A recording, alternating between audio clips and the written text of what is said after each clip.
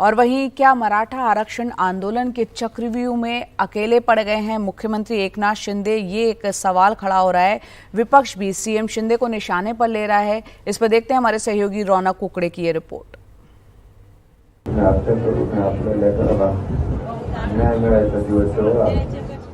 जैसे जैसे मनोज जरांगे पाटिल की तबीयत बिगड़ रही है, वैसे वैसे महाराष्ट्र सरकार के दिल की धड़कनें भी बढ़ रही है। मराठा आंदोलनकर्ता मनोज पाटिल के अमरण अनशन का मंगलवार को 7वां दिन है, लेकिन सरकार अब तक उन्हें मनाने में कामयाब नहीं हो पाई है। सीएम ने खुद जरांगे पाटिल को समझाने की कोशिश की, कहा कि आज से कई लोगों को मराठा कुणबी प्रमाण पत्र मिलना शुरू हो जाएगा, लेकिन जरांगे पाटिल का कहना है कि उन्हें आधा अधूरा आरक्षण नहीं चाहिए। अब हमारे लिए सहनशीलता के बाहर है। आप हमें हमारे हक का आरक्षण दें। हमें देखना है कि कैसे आंदोलनकारियों पर 307 का मामला दर्ज करते हैं। हम कल शाम तक इंतजार करेंगे, देखते हैं क्या होता है। मराठा आरक्षण के इस विवाद के चक्रव्यूह में सीएम एकनाथ शिंदे अकेले पड़ते नजर आ रहे हैं। कैबिनेट में उनके दिग्गज साथी इस मुद्दे पर उतने मुखर नहीं दिखाई देते जितने कि सीएम एकनाथ शिंदे, और हर मुद्दे पर एकनाथ शिंदे को ही आगे किया जा रहा है। मराठा आंदोलन की लपटों में महाराष्ट्र घिरा रहा तो एकनाथ शिंदे की सरकार के दोनों उप मुख्यमंत्री मराठा आरक्षण उप समिति की बैठक से नाराज रहे। देवेंद्र फडणवीस छत्तीसगढ़ चुनाव में व्यस्त दिखे तो अजीत पवार डेंगू से ग्रस्त। शिंदे के प्रतिद्वंदी उद्धव ठाकरे इस मुद्दे पर सीएम को घेर रहे हैं। कल महाराष्ट्र के सीएम एकनाथ शिंदे ने मराठा आरक्षण को लेकर बैठक की। इस बैठक में मेरी जानकारी के मुताबिक दोनों उप मुख्यमंत्री मौजूद नहीं थे। एक को डेंगू हुआ है ऐसा बताया जा रहा है। दूसरे उप मुख्यमंत्री छत्तीसगढ़ में पार्टी के प्रचार में व्यस्त थे। क्या चल रहा है? रायपुर ला गेले होते। दरअसल 1.5 साल पहले जब बीजेपी ने अपने समर्थन से एकनाथ शिंदे को महाराष्ट्र का मुख्यमंत्री बनाया, तब यह जरूर सोचा था कि एकनाथ शिंदे मराठा है और इसका राजनीतिक फायदा भी चुनाव में उनको मिल सकता है। मराठा आरक्षण को लेकर बढ़ते विवाद के बीच सरकार ने आनंद फानंद में बुधवार को सर्वदलीय बैठक बुलाने का ऐलान किया है। बैठक के जरिए एक और सरकार मराठा आरक्षण के लिए प्रयासरत होने का दिखाना चाहती है, तो दूसरी तरफ विपक्ष के उग्र होते सुर को भी नर्म करना चाहती है। मुंबई से कैमरा पर्सन अमित पवार के साथ रौनक कुकड़े, एनडीटीवी इंडिया के लिए। और राजस्थान चुनाव की बात करते हैं। विधानसभा चुनाव के लिए कांग्रेस ने कल अपनी 2 सूची जारी कर दी। एक सूची में 56 नाम थे और दूसरी में 5 नाम। आधा दर्जन मौजूदा विधायक हैं, उनके टिकट यहां पर कटे हैं। 27 नए चेहरों को मौका दिया गया है। इसके अलावा कांग्रेस ने अब तक अपनी 156 उम्मीदवारों की लिस्ट जारी कर दी है। 200 विधानसभा सीटें हैं यहाँ पर राजस्थान में। कांग्रेस के प्रवक्ता गौरव वल्लभ उदयपुर सिटी से उम्मीदवार बनाए गए हैं। इसके अलावा बीजेपी से कांग्रेस में आने वाले जसवंत सिंह के बेटे मानवेंद्र सिंह को सिवाना से टिकट दिया गया है। दूसरी तरफ बीजेपी छोड़कर हाल ही में कांग्रेस में शामिल होने वाले विकास चौधरी को किशनगढ़ से टिकट मिला है। दोनों सूची में शांति धारीवाल, महेश जोशी और धर्मेंद्र राठौड़ के नाम अभी तक नहीं आए हैं।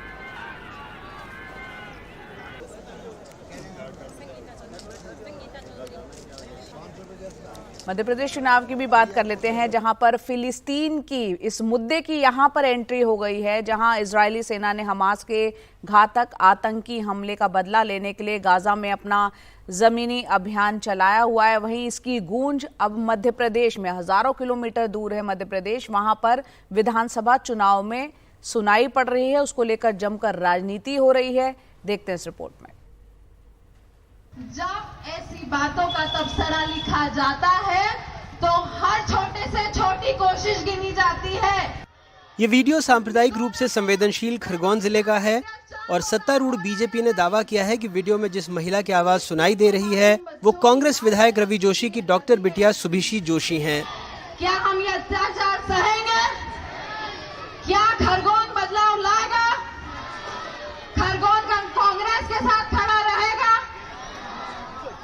उसके बाद वक्ता ने वहां मौजूद लोगों से फिलिस्तीन में मारे गए लोगों के लिए प्रार्थना के लिए 2 मिनट का मौन रखने की अपील की। पर मैं आप सबसे विनती करती हूँ कि हम 2 मिनट सब लोग मौन रखें और फिलिस्तीन के शहीदों के लिए दुआ करें।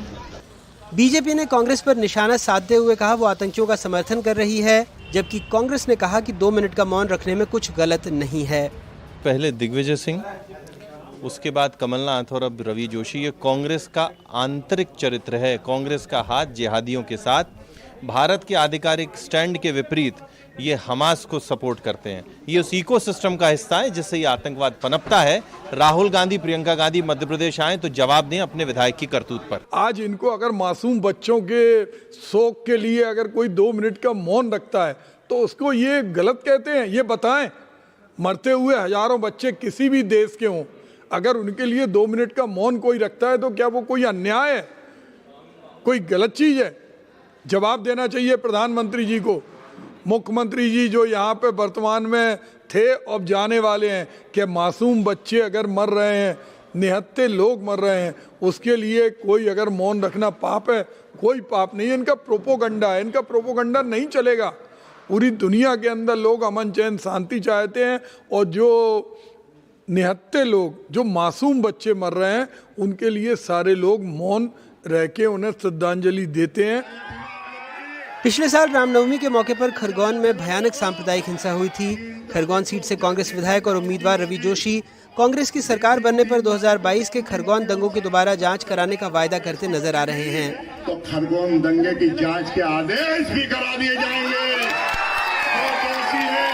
जो दोषी अभी बाहर घूम रहे हैं, उन पुलिस के अधिकारियों पे भी कार्रवाई करेंगे।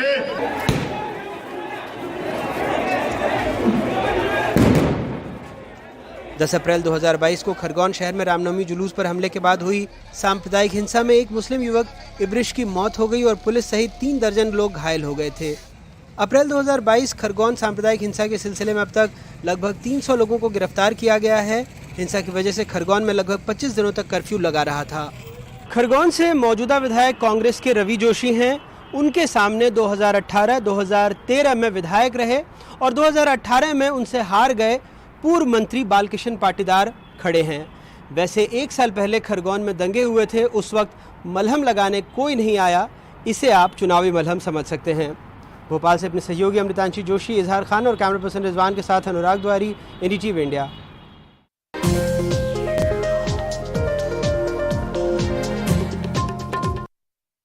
और इस वक्त की अहम खबर आपको बता दें, इजराइल गजा युद्ध में यमन की भी एंट्री हो गई है। यमन में हूती विद्रोहियों की सरकार की तरफ से जारी आधिकारिक बयान में ये कहा गया है कि इजराइल के खिलाफ युद्ध का हम ऐलान करते हैं।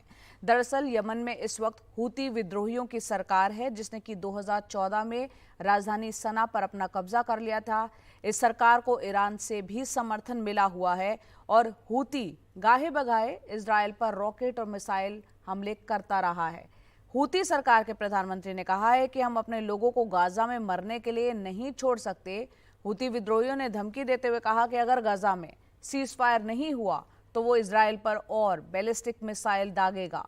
और इस बीच यमन की ओर से इजराइल पर दागी गई मिसाइल को रोकने के लिए पहली बार इजराइल ने एयर डिफेंस सिस्टम का यहां पर इस्तेमाल किया और सफलतापूर्वक मिसाइल को ध्वस्त किया।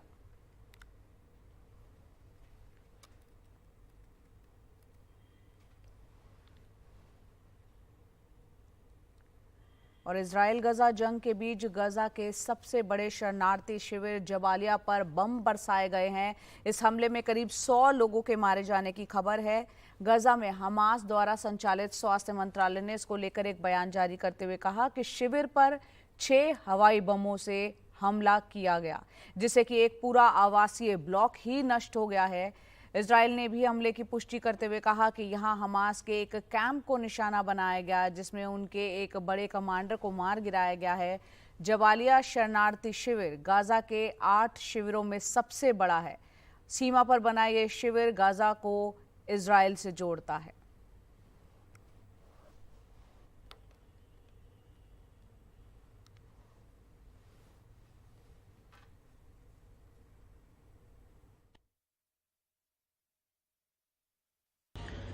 जी देखिए, जिस तरीके से ईरान ने बयान दिया था कि अगर ग्राउंड ऑपरेशन किया इजराइल ने गाजा पर तो कई मोर्चे खुलेंगे, तो वही एक और मोर्चा जो है वो औपचारिक तौर पे खुलता नजर आ रहा है। जिस तरीके से हूथी ने अपनी तरफ से बयान जारी कर ये कहा है कि वो इजराइल पर जो है हमले वो कर रहा है, कई बैलिस्टिक मिसाइल और रॉकेट जो है उसकी तरफ से दागे गए हैं। इस बात की पुष्टि जो है इजराइल की तरफ से भी की गई है। लेकिन सबसे बड़ी बात यह है कि इस तरह से हूथियों का जो कूद जाना युद्ध में जाहिर करता है कि ये युद्ध का जो पैमाना है वो बड़ा होने के पूरे लक्षण हैं।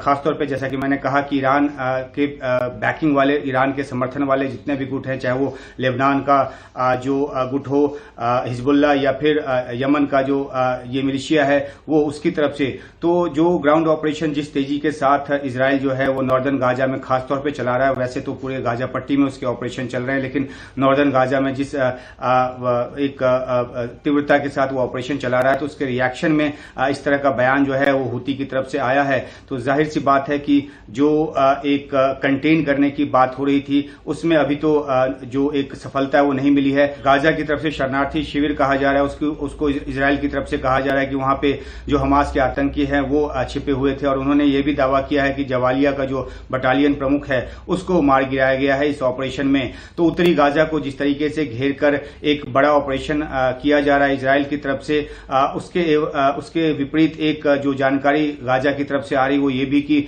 इजराइल की कोशिश है कि उत्तरी गाजा और दक्षिणी गाजा के बीच जो है एक जो लाइन है वो कट ऑफ किया जाए। इससे इस बात का अंदेशा गाजा के लोगों को है कि हो न हो उत्तरी गाजा को पूरी तरह से अपने कब्जे में लेकर अभी रखना चाहता है इजराइल, और तभी उसने पहले से ही लोगों से ये कहा था कि जो तकरीबन 11 लाख लोग हैं उस इलाके में उनको दक्षिणी गाजा की तरफ चले जाने को कहा था, और खुद आईडीएफ के मुताबिक तकरीबन 8 लाख लोग जो हैं वो दक्षिणी गाजा की तरफ चले भी गए।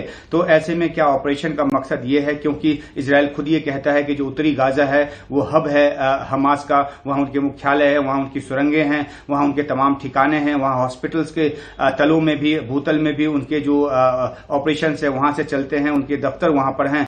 तो इस बात का अंदेशा बढ़ा है कि उत्तरी गाजा को कहीं इजराइल जो है पूरी तरीके से अपने कब्जे में रखकर, और जिस तरीके से उसने पहले कहा हुआ है कि वो हमास को खत्म करने तक जो है, गाजा से हमास को मुक्त करने तक जो है वो ऑपरेशन जारी रखेगा।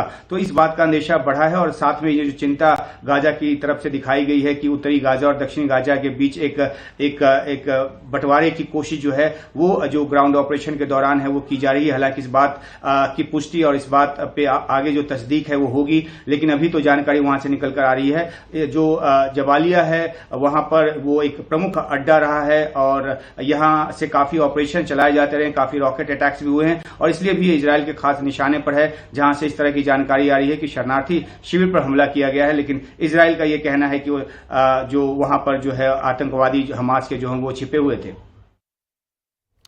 और वहीं इजराइल गजा युद्ध से लगातार आ रही बुरी खबरों के बीच एक राहत देने वाली खबर आई। हमास की तरफ से कहा गया है कि वो विदेशी बंधकों को अगले कुछ दिनों में रिहा कर देगा। 7 अक्टूबर को आपको बता दें, इजराइल पर हुए हमले के बाद हमास ने करीब 220 के आसपास इजरायली और विदेशी नागरिकों को बंधक बना लिया था, जिसमें 2 अमेरिकी माँ बेटी और 2 बुजुर्ग इजरायली महिलाओं को रिहा किया जा चुका है, जबकि एक जर्मन इजरायली बंधक महिला की मौत की पुष्टि हो चुकी है। इसके पहले भी हमास की तरफ से 50 बंधकों की रिहाई की बात कही गई थी, और लेकिन इजराइल ने इसे हमास का एक प्रोपेगेंडा करार दिया था।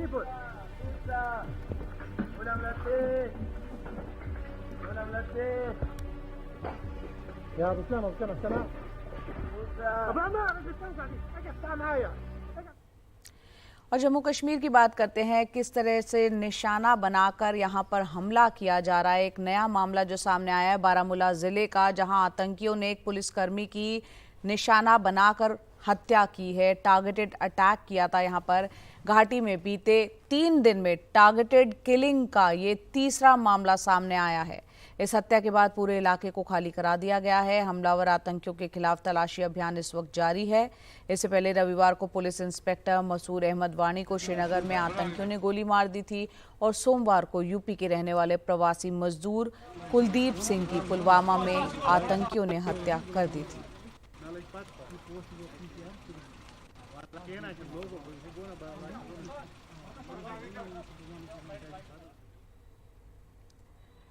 मणिपुर के हालात की भी बात कर लेते हैं। कल 2 अलग अलग घटनाओं में एक सब डिविजनल पुलिस अधिकारी की हत्या कर दी गई और 3 कांस्टेबल घायल हुए हैं। पहली घटना कल सुबह की है, जबकि मोहरे पुलिस स्टेशन के एसडीपीओ आनंद कुमार को गोली मार दी गई जब वो एक स्कूल के मैदान में हेलीपैड निर्माण के काम की निगरानी कर रहे थे और उन्हें अस्पताल ले जाया गया, जहां डॉक्टरों ने उन्हें मृत घोषित कर दिया। और दूसरी घटना भी मोरे की ही है, जहां पर एक पुलिस की टीम पर उग्रवादियों ने हमला बोल दिया। इस घटना में 3 कांस्टेबल्स को गोली लगी, लेकिन राहत की बात यह रही कि तीनों की हालत खतरे से बाहर है। और इस बीच मणिपुर में अभी इंटरनेट बैन को 5 नवंबर तक बढ़ा दिया गया है। इस पर ज्यादा जानकारी दे रहे हैं हमारे सहयोगी रतनदीप चौधरी। मणिपुर में कल राज्य सरकार ने एक नई अधिसूचना जारी की है, जहां पे कि जो मोबाइल इंटरनेट बैन मणिपुर में चल रहा है उसको अब नवंबर के 5 तारीख तक बढ़ा दिया गया है। ये इस वक्त हुआ है जबकि मणिपुर में कल एक पुलिस के अधिकारी को संदिग्ध उग्रवादियों ने मार गिराया था। ये घटना घटी थी मणिपुर के मोरे शहर में। मोरे मणिपुर में जो म्यांमार से सटा हुआ बॉर्डर है, ठीक उस बॉर्डर पे है। और कल जो सुबह के वक्त में जब मणिपुर पुलिस के sub divisional police officer चिंगथाम Anand Kumar एक पुलिस की टुकड़ी को लेके वहां पे एक नॉन कॉम्बैट ड्यूटी में थे, जहां पे कि वो निगरानी कर रहे थे। वहां पे काम चल रहा था हेलीपैड बनाने के लिए, जहां पे कि सेंट्रल फोर्सेस वहां पे मौजूद हैं स्थिति को सुधारने के लिए। पिछले 1 महीने में स्थिति धीरे धीरे से सुधर रही थी, मगर मोरे एक ऐसा इलाका था जहां पे कि सेंट्रल फोर्सेस को बढ़ाया जा रहा था। बीएसएफ वहां पे मौजूद थी और क्योंकि वो बॉर्डर से सटा हुआ इलाका है तो वहां पे असम राइफल्स की भी बहुत प्रेजेंस है, क्योंकि असम राइफल्स जो पोरस इंडो म्यांमार बॉर्डर है नॉर्थ ईस्ट में उसको गार्ड करता है। मगर इस बीच इतनी सुरक्षा के बावजूद जहां पे कि जो स्टेट पुलिस फोर्सेस की तैनातगी कम थी, वहां पे जो पुलिस के मुताबिक संदिग्ध उग्रवादियों ने स्नाइपर के द्वारा अटैक किया और उसमें ये जो पुलिस ऑफिसर की जान चली गई। उसके बाद वहां पे रीइंफोर्समेंट भेजी जा रही थी। वहां पे भी पुलिस के सूत्रों के मुताबिक 2 बार 2 एम्बुश हुए रीइंफोर्समेंट के ऊपर और उसमें 3 पुलिस कमांडो जख्मी हो गए। असम राइफल्स ने उन लोगों को रेस्क्यू किया। इसके बाद रात को जाके रीइंफोर्समेंट वहां पे पहुंची है स्टेट फोर्सेस की। और इस बीच जो मोबाइल इंटरनेट बैन को नवंबर के 5 तारीख तक बढ़ा दिया गया है। और इस तरफ जो पुलिस ऑफिसर है उनके जो फैमिली मेम्बर्स हैं वो अभी भी जो उनकी जो शव है वो लेने के तैयार नहीं है। वो मांग कर रहे हैं कि जिन लोगों ने ये हादसा किया है उन लोगों को पकड़ा जाए। जबकि राज्य सरकार ने एक कंपनसेशन 50 लाख रुपए की कंपनसेशन भी घोषणा की है। और इसके साथ साथ एक बड़े डेवलपमेंट में कल राज्य सरकार ने एक जो ट्राइबल सिविल सोसाइटी ऑर्गेनाइजेशन है वर्ल्ड कुकीजो इंटेलेक्चुअल काउंसिल, इसको अनलॉफुल घोषित किया है यूएपीए द्वारा और एफआईआर लॉन्च किया है। और चीन और पाकिस्तान से लगती सीमा पर भारत ने अपनी सुरक्षा और मजबूत की है। दोनों सीमाओं पर भारतीय वायुसेना ने S-400 एयर डिफेंस सिस्टम तैनात किए हैं। रूस से खरीदे गए इस सिस्टम की क्या खासियत है, ये बता रहे हैं हमारे सहयोगी राजीव रंजन। भारतीय वायुसेना ने चीन और पाकिस्तान से लगती सीमा पर S-400 एयर डिफेंस सिस्टम को तैनात कर दिया है। न केवल तैनात किया है बल्कि उसको पूरी तरह से ऑपरेशनल कर दिया है। इसका सीधा मतलब है अगर चीन और पाकिस्तान की ओर से कोई भी हवाई हमला होता है तो न केवल ये सिस्टम जो है उसको डिटेक्ट करेगा बल्कि उसको डिस्ट्रॉय भी कर देगा। भारत ने रूस से ये सिस्टम खरीदा है 2018-19 में। करीब 35,000 करोड़ का ये डील है 5 स्क्वाड्रन लेने के लिए।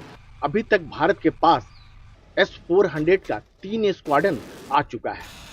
3 स्क्वाड्रन जो आया है, एक स्क्वाड्रन जो है चीन से लगती सीमा पर तैनात किया गया है, दूसरा स्क्वाड्रन जो है पाकिस्तान से लगती सीमा पर, और तीसरे स्क्वाड्रन की बात करें तो दोनों को यानी चीन और पाकिस्तान की जो लगती सीमा है दोनों को जो है टारगेट कर सकता है, उसको तैनात किया गया है। जो भारतीय वायुसेना को 2 और जो स्क्वाड्रन मिलने हैं वो करीब 1 साल के भीतर मिल जाएंगे और दोनों को भी चीन और पाकिस्तान से लगती सीमा पर तैनात किया जाएगा। यह सिस्टम कितना ताकतवर है इसका अंदाजा आप इसी बात से लगा सकते हैं कि यह एक साथ जो है 100 जो टारगेट है उसको डिटेक्ट कर सकता है। 600 किलोमीटर रेंज से अगर कोई हवाई हमला होता है, लड़ाकू विमान की बात करें, ड्रोन की बात करें, मिसाइल की बात करें, हेलीकॉप्टर की बात करें, तो ये उसे पहचान कर लेता है। और जैसे ही जद में आता है, यानी करीब 400 किलोमीटर दूर अगर होता है, तो ये इसके जो मिसाइल जो लगे होते हैं उसको तबाह कर देता है। एक स्क्वाड्रन में जो है 8 लॉन्चर होते हैं और 8 लॉन्चर को ट्रक में रखा जाता है और एक साथ जो है यह 32 जो है मिसाइल जो है फायर कर सकता है। ट्रक में रखे जाने की वजह से इसकी मोबिलिटी कहीं ज़्यादा है, कहीं भी लेकर जा सकते हैं और इसे दुश्मन देश जो है इसको आसानी से ट्रैक भी नहीं कर सकता है। इसमें जो रडार लगे हैं वो बहुत ज़्यादा पावरफुल है, यानी इसके मतलब टारगेट में बात करें, अगर कोई कभी हमला करने को सोचता भी, हमलावर जो करने सोचता है, दुस्साहस करने को सोचता है, तो यह करारा जवाब देने में सक्षम है। ऐसे जो एयर डिफेंस सिस्टम है दुनिया में चुनिंदा देशों के पास ही है। रूस ने अपने जो खास मित्र देश है उनको दिया है। जब रूस से जो भारत का ये एयर डिफेंस सिस्टम खरीदने की बात हुई थी S-400, तो अमेरिका ने काफी हाई तौबा मचाई थी। अमेरिका का कहना था कि वो भारत पर प्रतिबंध भी लगा सकता है, लेकिन भारत ने कहा कि चूंकि ये हमारी जरूरत है, इसलिए भारत ने यह जो एयर डिफेंस सिस्टम है S-400 खरीदने का फैसला लिया और इसके आने से जो है भारत का जो कह सकते हैं कि हवाई सुरक्षा जो है तंत्र जो है काफी ज्यादा मजबूत हो गया है। इसे आप एक तरह का सुरक्षा कवच भी कह सकते हैं, जिसके आने से दुश्मन की ओर से अगर कोई भी हमला होने की अगर बात होती है तो वो 10 बार सोचेगा। 5 से 10 मिनट के अंदर जो है ये सिस्टम जो है फिर से तैयार हो जाता है। अब भारत में भी जो है ऐसे एयर डिफेंस सिस्टम बनने लगे हैं। DRDO जो है भारतीय वायुसेना के लिए और भारतीय नौसेना के लिए ऐसा ही सिस्टम बनाने जा रहा है। तो दुश्मन देश जो है, अगर चीन और पाकिस्तान की बात करें, कभी वो हिम्मत भी करता है, जिस वजह से तनातनी चल रही है, तो उसको 10 बार सोचना पड़ेगा, क्योंकि अब भारत के पास S-400 एयर डिफेंस सिस्टम है जो इतना ताकतवर है कि अगर कोई भी हमला होता है तो जवाबी कार्रवाई मिनटों में उसे मिल जाएगा। उसका जो सिस्टम है, वो मिसाइल है, लड़ाकू विमान है, वो पूरी तरह से ध्वस्त हो जाएगा, बर्बाद हो जाएगा।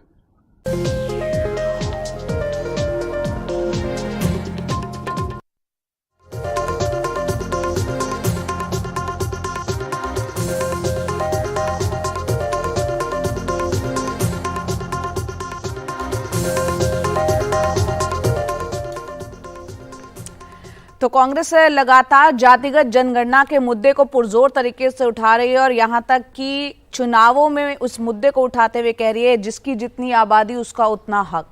और कर्नाटक की अगर हम बात करें तो ओबीसी आयोग अब जल्द ही जातिगत जनगणना रिपोर्ट सिद्धारमैया सरकार को सौंपने जा रहा है, लेकिन मुख्यमंत्री इस रिपोर्ट को फिलहाल सार्वजनिक करने के मूड में नहीं दिख रहे। कम से कम अगले साल होने वाले लोकसभा चुनावों तक तो वो इंतजार करना चाह रहे हैं। देखते हैं इस पर रिपोर्ट।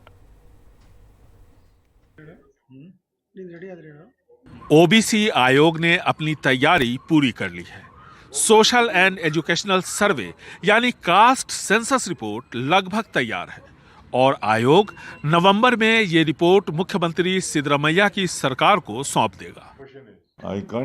इस रिपोर्ट में क्या है ये मैं आपको नहीं बता सकता, सिर्फ इतना कहना चाहता हूं कि मैं रिपोर्ट सौंप रहा हूं। जो जानकारी इस रिपोर्ट के बारे में मिल रही है उसके मुताबिक अनुसूचित जाति और मुसलमानों की आबादी लिंगायतों और वक्कलिगा से ज्यादा है, यानी लिंगायतों और वक्कलिगा का वर्चस्व को लेकर जो आम धारणा है वो खत्म हो जाएगी। कहते हैं कि इन्हीं दोनों जातियों की तरफ से दबाव की वजह से अब तक रिपोर्ट सार्वजनिक करने की हिम्मत कोई मुख्यमंत्री नहीं कर पा रहा है, लेकिन अब दबाव मुस्लिम और अनुसूचित जातियों की तरफ से सरकार पर पड़ रहा है। इमीडिएटली एक्सेप्ट दी, सरकार को फौरन इस रिपोर्ट को स्वीकार कर इसे लागू करना चाहिए। Start immediately issue an order to implement it. दबाव में मुख्यमंत्री सिद्धरामैया है। बीजेपी जातीय जनगणना रिपोर्ट का विरोध कर रही है, लेकिन जेडीएस समर्थक। सिद्धरामैया खुद कुर्बा है, यानी ओबीसी, और उप मुख्यमंत्री डीके शिवकुमार वक्कलिगा। डीके शिवकुमार भी इस रिपोर्ट के बारे में खुलकर बयानबाजी से बच रहे हैं। सिद्धरामैया बीच का रास्ता निकालने में जुटे हैं। रिपोर्ट नवंबर या दिसंबर में मुझे मिलेगी, फौरन तो हम इसे जारी नहीं कर सकते।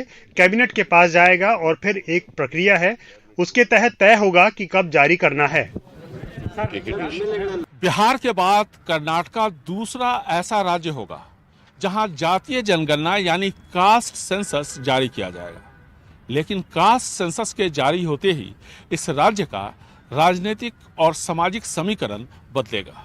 ऐसे में देखना है कि मुख्यमंत्री सिद्धरमैया कास्ट सेंसस को सार्वजनिक करने की हिम्मत दिखा पाते हैं या नहीं, या फिर इस सेंसस रिपोर्ट को वो किसी कैबिनेट की उप समिति के सुपुर्द कर देंगे और इसे लोकसभा चुनावों के बाद जारी किया जाएगा। इस तरह की अटकलें भी यहाँ पर लगाई जा रही हैं। बेंगलुरु से कैमरामैन गोविंद मूर्ति के साथ निहाल खिदवई, एनडीटीवी इंडिया।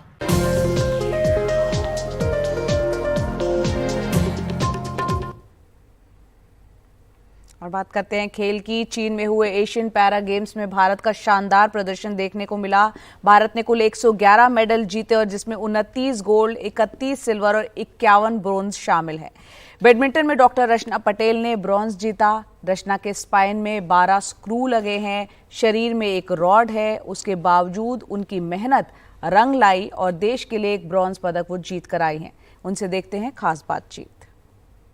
मेरे साथ हैं डॉक्टर रचना पटेल। डॉक्टर नाम सुन के आपको लग रहा होगा शायद कुछ स्पेशलिटी होगी, कुछ इलाज करेंगी, लेकिन इन्होंने जीता है bronze medal Asian para games में। आइए उनसे बात करते हैं। उन्होंने बैडमिंटन में मेडल जीता है। मैम, सबसे पहले बहुत बहुत कॉन्ग्रेचुलेशंस आपको। Thank you so much. Thank you for your wish. तो आप मैम चाइना में ही एमबीबीएस की डॉक्टर हैं और वहीं पे उन्होंने मेडल जीता है। मैम, ये सफ़र कैसे हुआ है? डॉक्टर से बैडमिंटन कैसे आए आप? Actually it happened magically. कब कैसे कहाँ पे हुआ आई डिडंट नो, बट जहाँ से ही मैंने अपनी डॉक्टर की पढ़ाई की है वहीं से ही ये मेडल जीत के आना, it is very special to me. It was emotional moment for me. जब मैं I was in 3rd year of my medical school, तब मुझे Paralympics and all I got inspired from all this things and मुझे पता चला कि हाँ yes there are something we can do. So मैंने स्लोली इन सब चीज़ों में मैंने बहुत रिसर्च किया, फिर कैसे कहाँ पे क्या करना था। So I got to know about everything. Then मैंने आई डिसाइडेड कि मुझे भी कुछ करना है। हमारे साथ रचना जी के कोच भी हैं, गौरव सर। सर, आप थोड़ा सा बताएं, ये मैम ब्रॉन्ज जीत के आई हैं, आप भी बहुत खुश होंगे। नहीं, डेफिनेटली प्रखर, of course a proud moment for the country. और रचना एज शी टोल्ड, एक रॉड और 12 स्क्रूज, यानी कि you have metal inside your body, और स्कॉलियोसिस सांप का तरह आपका स्पाइन घुमा होता है और उसको यस एंड काफ़ी कुछ ज़्यादा इसका कर्व था एंड उसको सीधा करके आना। और फिर बैडमिंटन जैसा स्पोर्ट्स जहाँ पर आपका मोटर एबिलिटीज़ का बहुत इंपॉर्टेंट रोल है, speed, strength, stamina, endurance, coordination, everything हमको चाहिए उसमें। और उसके बाद बैडमिंटन स्टार्ट करना एज अ कोच, मैं और मेरी पूरी टीम के लिए भी एक चैलेंजिंग कंसर्न्स हैं कि कुछ भी हो सकता है इसका बॉडी में। हम जब ट्रेनिंग लोड देते हैं तो समटाइम्स बॉडी ऑल्सो रिएक्ट, और कहीं भी कुछ गलती हो जाए तो it can be a threatening call for her उसके लिए। तो we have to be very cautious on that. But despite that उसका डिटर्मिनेशन, डेडिकेशन, डिवोशन और जो चैलेंजिंग फैक्टर को एक्सेप्ट करने का है, and she has come to our academy I think more than just around 2 years back, and now today she is standing here as a bronze medalist for Asian Games. So obviously a proud moment, but everyone is superhero here and she's a superwoman.